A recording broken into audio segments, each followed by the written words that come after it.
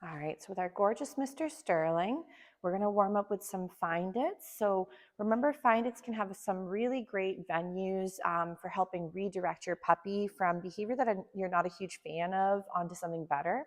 So when you first come home, if your dogs or puppies are really excited to see you, again, I'm not saying to not share affection. I think withholding moments of connection with your babe is kind of a sad and silly thing to do. But if, let's say, for example, when you're coming home, they're literally pummeling you or jumping or mouthing you, it doesn't feel so nice. So when your babes come at you with a little bit too much oomph, movement behaviors versus stationary can be a lot more beneficial. So if, let's say, for example, Mr. S, when he first starts warming up with me, he wants to jump or he's eager and he's mouthy, very typical for this age group to be very exuberant and at times having a hard time with those big emotions. So when in doubt, think movement in the beginning and then work another skill instead. So if, let's say, your babe could offer a beautiful sit as they're first coming into your space, wonderful. But for some puppies, they're going to hear the word sit, let's say 5, 10, 15 times as they're jumping or frolicking or mouthing. And remember, the more you repeat sometimes AQ, the less meaning it might have behind the word, because they get confused because they hear it and it doesn't really equal anything.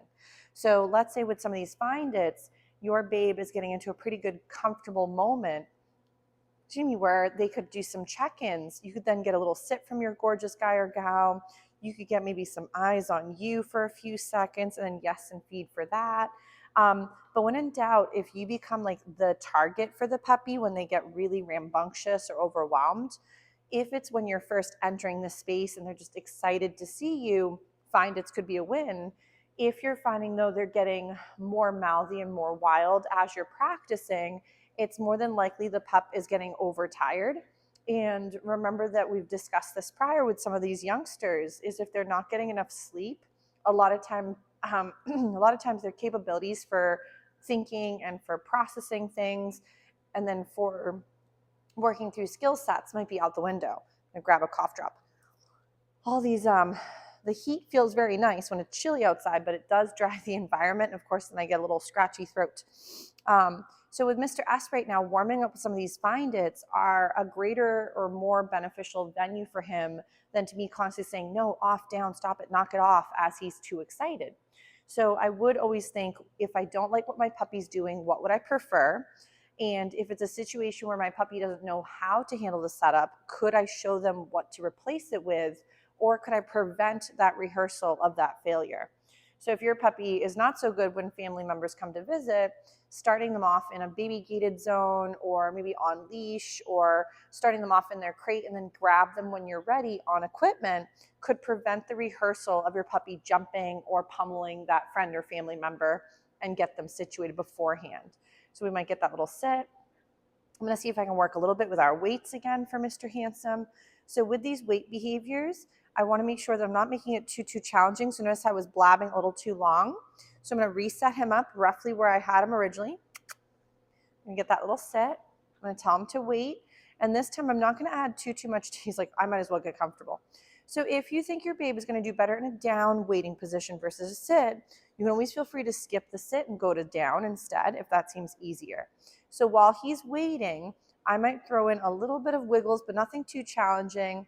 And I'm going to go Sterling, come and feed for that lovely little response. So maybe we'll set him up with another little down wait and we'll see how he's feeling.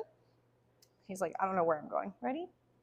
So we'll get him into a little position. So ready? We'll go into our down. Nice. I'm going to tell him to wait. And we might try a little bit with those bowls in a moment. I figure I might as well keep them out since I had them out earlier with Mr. B. Nice. Sterling, come. Gorgeous. He's doing a really nice job. But remember, if there's moments where your babe is not doing as well with a waiting position, with then practicing that recall, you could, for example, ask for a Find It and then call him from there. So if, let's say, for example, your puppy's doing some really nice Find Its from the environment, getting nice and distracted, and you could go again from there and recall your puppy, that could be another great venue. Some of his kibble blends with the floor, so he doesn't see it as well as the other treats. So right here, Sterling, come. Yes, very nice. Good job. So you may find sometimes some of these find its might be easier for warm up than the wait and then call him from there. So Sterling, come. Yes, very smart. We'll do maybe one more, find it. Sterling, come. Gorgeous. If for some reason Mr. S did not respond to his name and the come, I would go about half the distance and try from there. He's like, I didn't see that one. Ready? Find it. So if you're asking for something and your puppy doesn't do well, I know we've discussed, think about the environment. Is it too much? Is it too stimulating? Is it maybe somewhere they haven't actually rehearsed the skills? And if that seems to be some of the trouble, it could be refining some of the skills slowly through generalization in those venues. But I would start off with the softer versions of what you've been working on. So it's not like the same level of difficulty like you do at home out in the world, because it may not be the same setup where he can handle that exact dynamic. So we're going to see if we can do a little bit with our paws up. Ready? Paws up. Sterling's like, did you throw the snacks? So we want to see if we can get him to target the bowl. I know we've done this one in the past. Yes, nice job. It's maybe been a little bit of time. You're going to sit on me too? He's like, yes, we're going to snuggle while doing paws up. So smart. So I know we dived into this a little bit earlier with Mr. B and the benefits of trying, like, for example, something novel. Ready? Paws up. But for a lot of the puppies too, remember, if we don't use it, you lose it. So for some of the babes, if they're not retaining and practicing things that they did when they were little and you wanted that to keep going into adulthood, then we do have to keep maintaining those experiences or that exposure and that practice. So we might try another one over here. Ready? Paws up. Yes. Nice. So Mr. S has done this in the past, so the paws up on the bowl is not quite as weird as it was for Mr. B. So don't worry if your babe is new to something. Just take your time with them and see how they can rock it over some practice. So I might go again. Ready? Paws up. So right now I'm just kind of almost using my hand as a hand target to hone in, almost like a touch. But, oh, we dropped one. We'll see if he says I fell off. Paws up. There we go. Might as well find the crumb you lost. Yes, so right there. So even if sometimes you have to lure them on, remember this is still pretty new for him. He's maybe not as refined with his paws up or step up quite yet. But we're just building up, again, good, healthy associations with novelty. So novelty later doesn't become overwhelming, frustrating, or a little bit scary. Ready? So we'll try again a little bit with the paws up. Oh, he says there's a crumb. Ready? He's like, I could sit on it. Right there, yes. Oh my goodness, I keep dropping these little baby crumbs, like his little kibbles. Good job. What a brilliant boy. You can see he's enjoying his paws up and step up the whole time. Good job. So with the handsome guy, maybe we'll go and we'll work a little bit with some loose leash walking. So I know he's off of his gear right now, but it's a great way to start it up even at home. So I might go again with me or let's go or heel, whichever slogan you prefer. You can use your hand in the beginning as that visual to hone in on. And you can feed him for when he's by either the left or the right, whichever side you're preferring for now. So again, I might have the food in my hand for starters. Yes. If you prefer the right side versus the left, again, whichever seems comfortable for you guys. Ready? So right there, great little check-in with the kissy noise. Ready? Let's go. Nice. Yes. So, but keep your little sessions between different skills short and sweet. If you're getting some popping, just gauge, could my puppy be getting tired? Am I asking for maybe too much with a criteria that might be too high for him for comfort range or for, understanding or difficulty? Nice. Yes. 2, also keep an eye, or like a feel, I should say, for how your babe is taking their food. So if your puppy is still being really soft, like Bernie, for example, has a very nice soft mouth. I've noticed that pretty much all the time when I'm feeding him, his mouth is very soft and gentle. For some puppies, as their excitement or fatigue or stress goes up, their mouth does tend to get a bit harder. So that would be something I'd keep an eye on. I want to see if I can work a little bit with his place behavior. I'm just going to grab the cot again. So, but if your puppy is taking their treats kind of hard, it tends to mean that they are typically struggling or feeling a little overwhelmed. So we're gonna rock that down. I'm gonna tell him to stay. So unlike those waits earlier where we call our dogs to us, with stay again like we did a little earlier with Mr. B, is we're feeding for being stationary. So I'm gonna feed him here and I might move around again. So if me adding movement becomes really hard for Mr. S, we're gonna go again to our bed. Ready? We're gonna go for our down. We're gonna tell him one more time to stay. And if, let's say this is a little bit challenging, I'm not gonna add as much distance, so I wanna lower the criteria if my babe is not doing as well as I was hoping when we first start.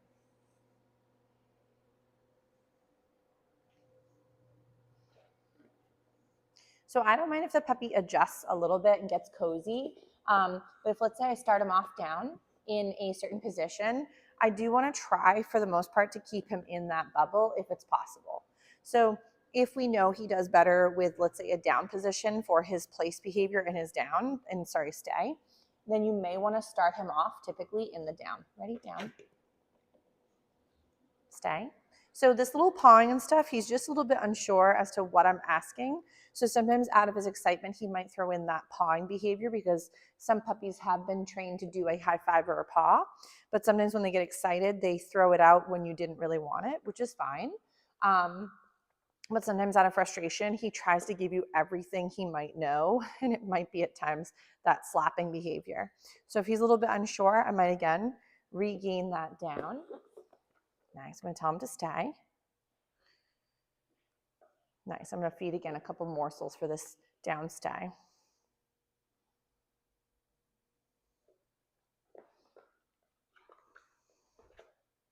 So there will be times too, like attention spans, capabilities may not be quite as resilient as you were hoping. Right there, yes.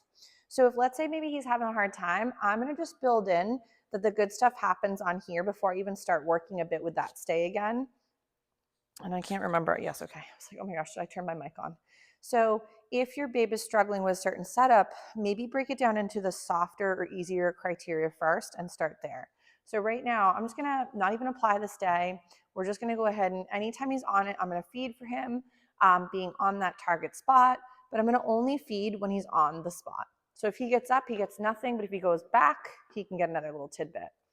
So as this becomes more refined though, for some puppies, they think it's get off, get back on, and that's what gives you your reinforcement. So as this starts to happen, we do wanna start to fine tune the criteria for what we want as an expectation. So I would love, let's say, a place behavior, like where he goes and targets it, but I wanna start feeding him for being either in a sit or a down and build up some duration for being in that position. So right here, if let's say he's maybe gonna rock a sit stationary position better, we're gonna just start there. And right now he is mostly working with his kibble and some of those training treats that you diced up real nice again. And I just created a little trail mix for him. I love the fact that he actually chews his teeny weeny little baby kibbles.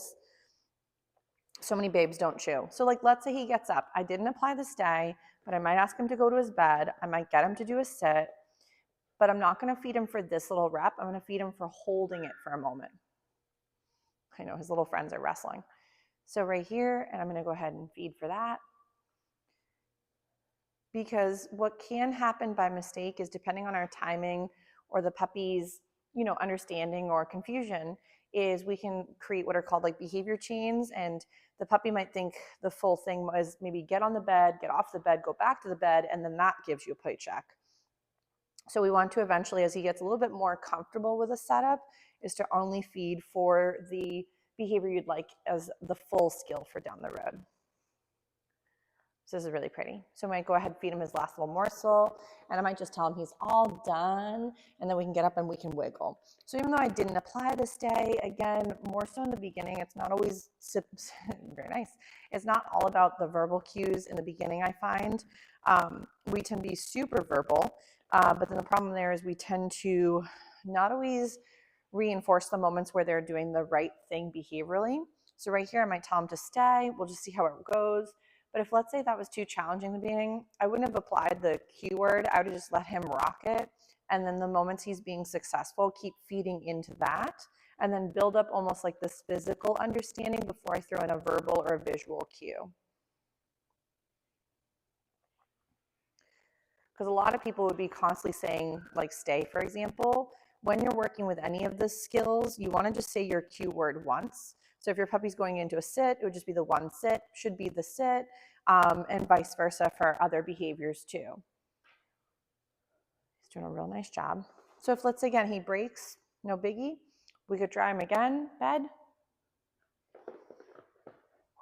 Go into that, we're going to tell him maybe this time stay. So for being wrong in the sense of like he broke and he got up and it wasn't what we were looking for, I'm not scolding or surprising him out of coming out of the position. Because remember, at the end of stay, it's okay to get up and leave. So leaving is technically not okay. So it could be really confusing if sometimes we get agitated for behaviors that are technically part of the equation later. So right here, I'm not going to scold for mistakes, but I would just reapply the behavior or see if I can get him to do it once more.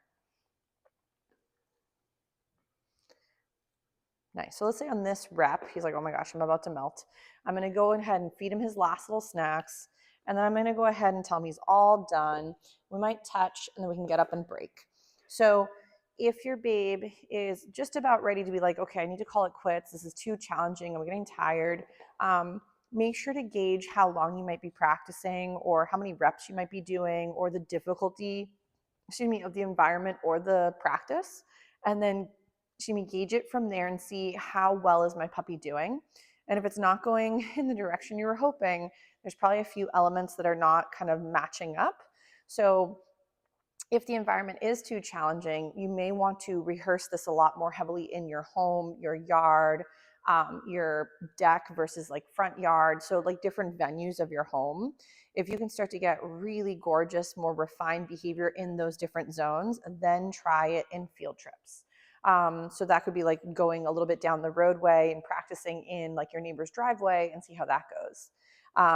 But going right from only in the home to like the real world is normally too big of a step. But maybe what we'll do is we'll give Mr. S a little break from this, work a few other little skills, and then we'll rotate again. But I'll give him a little find it on his little bed because he did a really nice job with beginning stages of that stay.